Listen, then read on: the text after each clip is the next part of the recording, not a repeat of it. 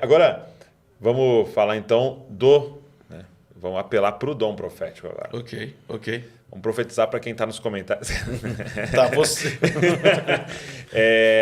O que vocês têm discernido de mudanças que vocês perceberam depois do que a gente viveu 2020, 2021, pandemia e tudo o que aconteceu? O que mudou para vocês em relação à movimentação da igreja? E aí eu acho que teria mais sentido a gente falar Brasil.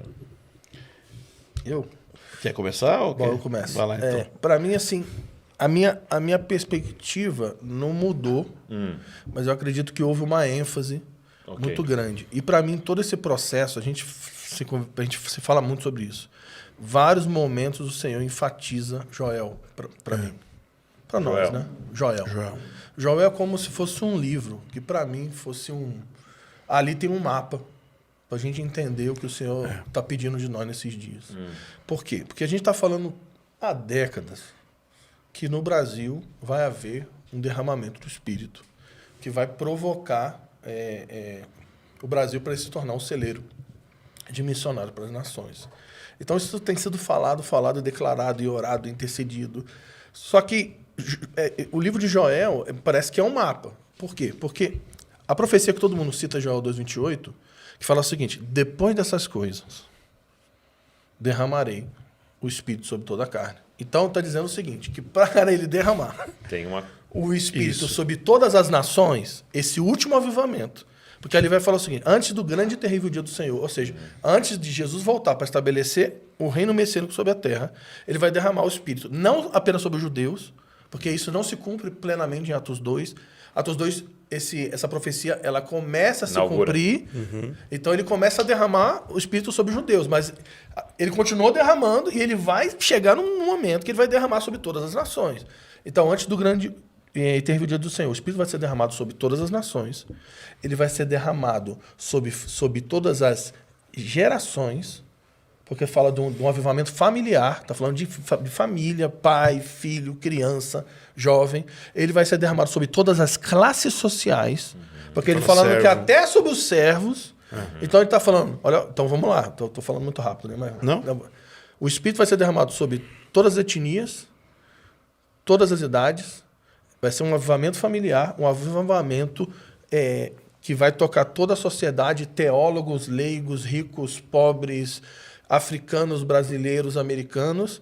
E esse derramar vai produzir um testemunho profético, porque eles vão profetizar.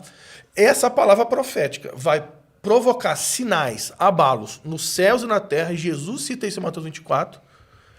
E o que vai dar? Ele diz que no dia do Senhor, todo aquele que invocar o nome será salvo. Então, vai dar numa explosão missionária, numa grande colheita de almas, que a profecia finda dizendo que aqueles que serão salvos correrão para Sião. Está falando de Jesus sentado no trono.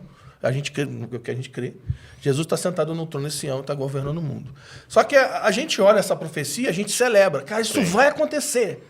Nós cremos nisso. Só que isso acontecerá depois dessas coisas. Então, para a gente chegar em Joel 2:28, a gente vai ter que passar por Joel 1. Então, para mim, primeiro, Joel começa com a crise que Deus envia.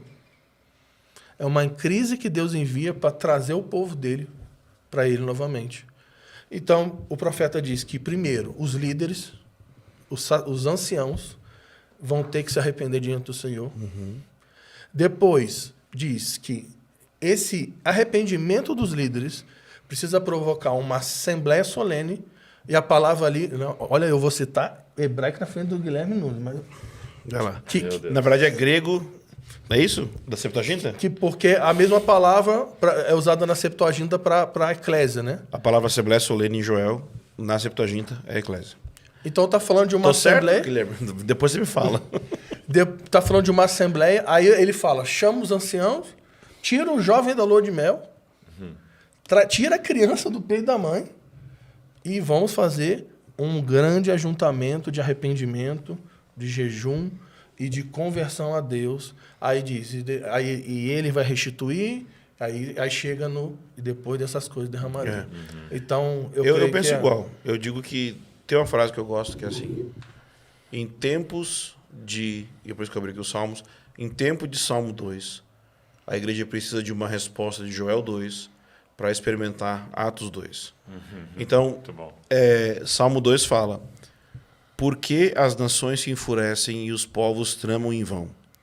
Os reis da terra se levantam e os príncipes conspiram unidos contra o Senhor e o seu ungido, dizendo: rompamos as suas correntes e livremo-nos de suas algemas. Então, o que está acontecendo aqui nesse salmo certamente vai intensificar no futuro. Mas já é uma realidade agora, que os reis da terra e os príncipes são duas realidades. Uma é a realidade governamental, ou seja, aqueles que têm autoridade sobre governos, sobre rei, mas aqueles também que têm autoridade sobre a cultura como um todo. Então, são autoridades governamentais, literalmente falando, reis e tudo mais, governantes, presidentes, mas as autoridades na cultura, na economia... É um sistema do mundo de forma geral. Né? E eles estão juntos fazendo uma conspiração contra Deus e contra Jesus. Está muito claro acontecendo. Só que a questão é, eles não conseguem tocar Deus e Jesus. Então o que eles querem? Rompamos suas correntes. Livremos-nos de suas algemas. Quais são as correntes e algemas que Deus colocou sobre a cultura? São os limites da moralidade judaico-cristã. O valor da vida, o valor da família, esses elementos centrais que estão na cultura por causa do pensamento. Então, por exemplo, de onde vem toda a discussão da questão de gênero? Vem de uma pessoa, Kingsley, que não concordava com os valores judaicos cristãos quanto à sexualidade, e ele então trabalha para tirar isso. Em outras áreas da sociedade, a mesma coisa acontece. O que incomoda as pessoas é sempre o tal do judaico-cristão. O que são os valores judaico-cristãos? Esses valores e ética moral oriunda do Sinai e que é introduzido pelo cristianismo no mundo. E eles estão dizendo aqui, rompamos as suas correntes, livremos-nos das suas algemas. E aí a próxima parte diz assim, aquele que está sentado nos céus se ri, o Senhor zomba deles. E aqui é uma coisa interessante, porque nossa perspectiva, quando a gente olha essa conspiração toda no mundo contra os valores do reino, a gente parece ficar desestabilizado. Mas Davi tem uma... A resposta deve ser desespero. Né? Isso.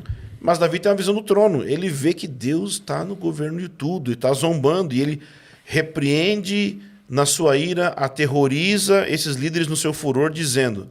E é interessante que ele aterroriza por meio do que ele diz. E o que ele diz? Eu mesmo constituí meu rei em Sião, meu santo monte. Ou seja, a palavra de Deus é reino. Eu tenho um rei, eu tenho um reino, eu já elegi ele, não é o quem vocês vão votar, A, B, esquerda, direita, não. Quem eu elegi é uma pessoa específica. Então, esse tipo de mentalidade que precisaria. E aí, no versículo 7, é o próprio Senhor falando, né? O Senhor Jesus dizendo... Proclamarei o decreto do Senhor e ele me disse, tu és meu filho, hoje eu te gerei. Pede-me e eu te darei as nações como herança e as extremidades da terra como tua propriedade. Muita gente ora isso, e não tem problema pessoas orar isso. Mas o fato é que ele está falando sobre um tipo de oração que o próprio Jesus foi chamado para fazer. Porque ao filho é dado pedir as nações como herança. Óbvio, a gente pode orar junto. Jesus, nós queremos que as nações sejam tudo mais. E ele termina dizendo, agora, ó reis. Então, essa é a palavra que a gente deveria liberar. Sejam prudentes, juízes da terra, acolhei a advertência. Adorem o Senhor com temor e regozijem-se nele com tremor. Beijem o filho para que ele não se ire e não sejam destruídos no caminho, porque em breve sua ira se acenderá. Bem-aventurados todos os que confiam nele. Então, eu creio que nós estamos dentro do livro de Joel em termos de qual é a resposta que nós temos que dar. Nós estamos dentro do Salmo 2 em termos de qual o cenário que nós estamos vivendo. E nós temos diante de nós, Atos 2, derramamento do Espírito Santo para cumprir a grande comissão como proposta daquilo que a gente precisa entrar no futuro. Eu quero falar, eu quero falar algo bem sério aqui, e aí vocês podem completar.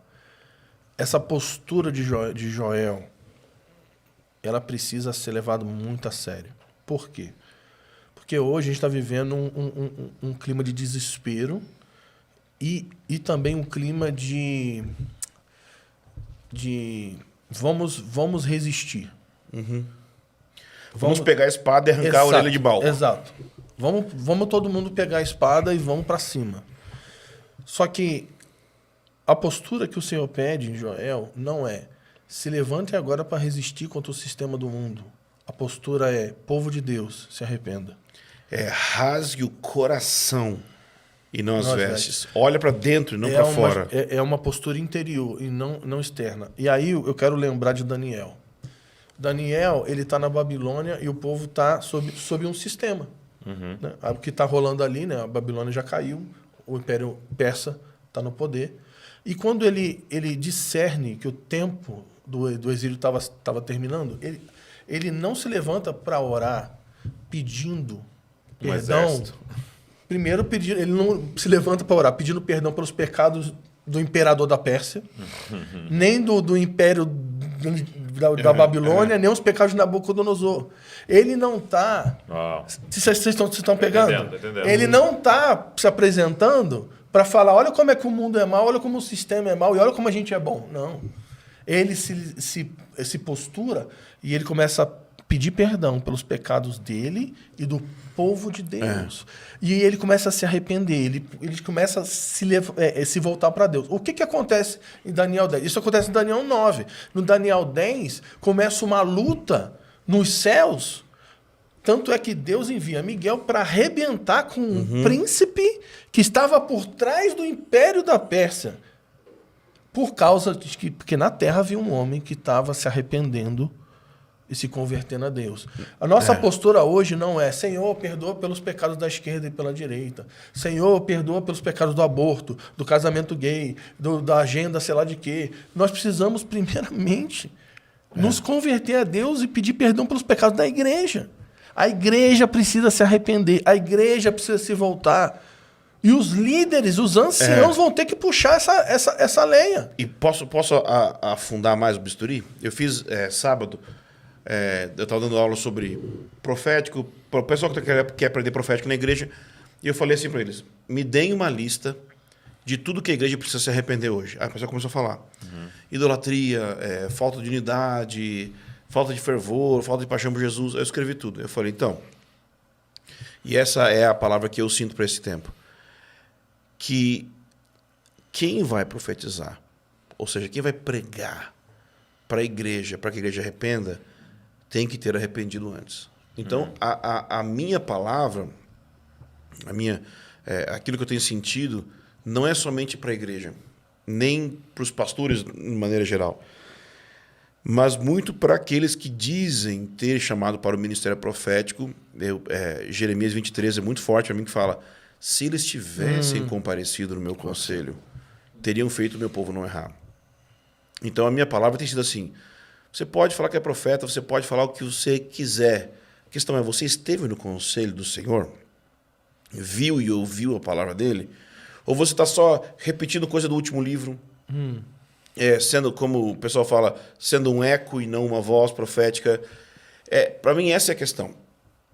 Eu acho que a grande crise que nós temos não é necessariamente a falta de profetas, mas é a falta de homens e mulheres proféticos que entram no conselho do Senhor, que vão parar tudo para realmente ouvir Deus, porque está todo mundo pronto para fazer uma agenda e pregar. Mas a questão é parar para ouvir. Se não tem isso, e aí a questão é, o seu João, pai do Haroldo, morreu anelando por isso, por ver isso.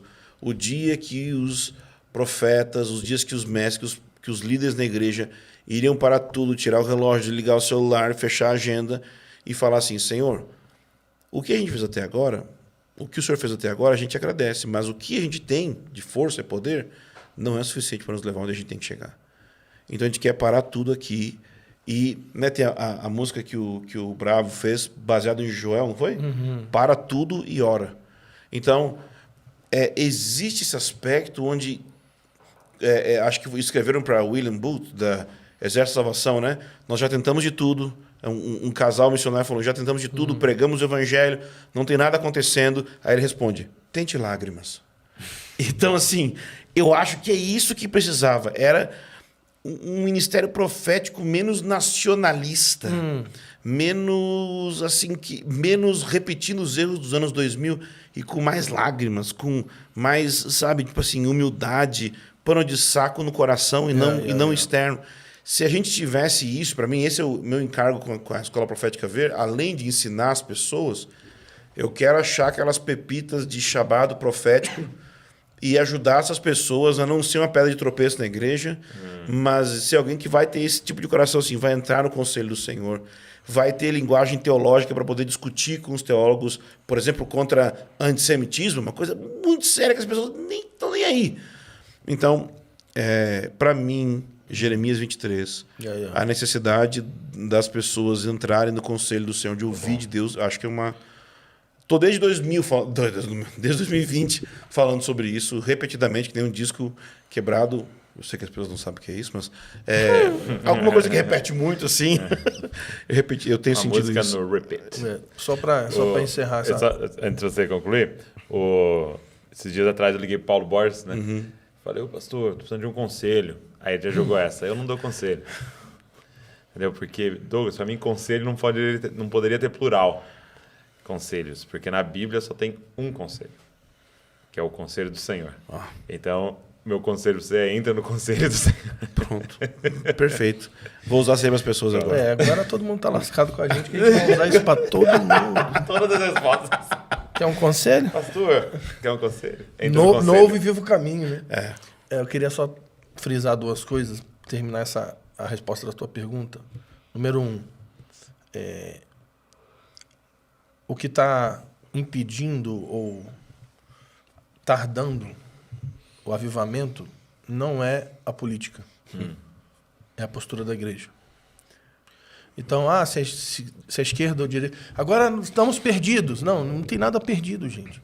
Porque se a igreja rasgar o coração e não as vestes, se a igreja se prostrar e chorar diante do Senhor e se arrepender do seu pecado, e se essas gerações se encontrarem, derrubarem as barreiras que já foram derrubadas pelo sangue de Jesus, barreiras que a gente reconstruiu, se a gente derrubar as barreiras que nós reconstruímos e nós nos unimos para chorar diante do Senhor, depois dessas coisas ele vai derramar. Porque está escrito, ele disse que vai fazer. Uma vez chamaram o Francis Frangipane, o cara que lida com batalha espiritual e profético, e chamaram ele para discernir qual era o principado e potestade que estava resistindo a uma igreja local para que tivesse avivamento. E ele foi para lá, foi orar, e ele orou por uns tempos, e depois ele voltou e falou para a igreja, eu discerni que o espírito que está resistindo ao avivamento chama espírito de Yahweh. Já ouviram falar? É Deus, porque Deus resiste ao soberbo. Então, assim, essa que é a questão. Entendi. Não é Exu de nada, é Maria de nada, de Zé Pilintra, nada está impedindo. É Deus. Deus está no trono. Deus está no trono. Não tem Ninguém nada pode fora. impedi-lo. Nada está fora do seu controle. Mas ele resiste ao soberbo. Então, não estou aqui apontando, que igreja tem soberbo. O que eu estou dizendo eu preciso de arrependimento profundo na minha vida e estou convidando os outros caso eles queiram. É isso que eu estou fazendo. E a segunda coisa é que o pessoal está muito desesperado por uma possível crise. Mas a gente precisa lembrar que o livro de Joel começa com uma crise que Deus traz. Porque ele diz, restituirei os anos que foram consumidos pelo gafanhoto, o exército que eu enviei até vocês. E são dois, né? É o exército que afetou a agricultura, e isso teve impacto na economia, é o que aconteceu em Joel, mas depois tem o exército dos inimigos de outras nações que Deus também enviou, então teve uma crise militar. E esses dois exércitos, Deus fala que é dele. Então, eu quero só alertar os irmãos que eu creio que o Espírito está nos chamando para esse lugar de arrependimento. Mas se a gente não corresponder a isso, e se tiver que vir uma crise para o Brasil, para a igreja se converter, que venha a crise. Se tiver que vir uma crise para se levantar uma verdadeira voz profética, como Joel, então deixa vir. Mas eu creio que o Espírito está nos chamando para tomar essa postura agora. Muito bom, muito bom. Arrependimento. Começando por nós, começando pela igreja. Começando por quem prega, Começando pegando a igreja toda, porque o juízo começa pela casa de Deus. Sim.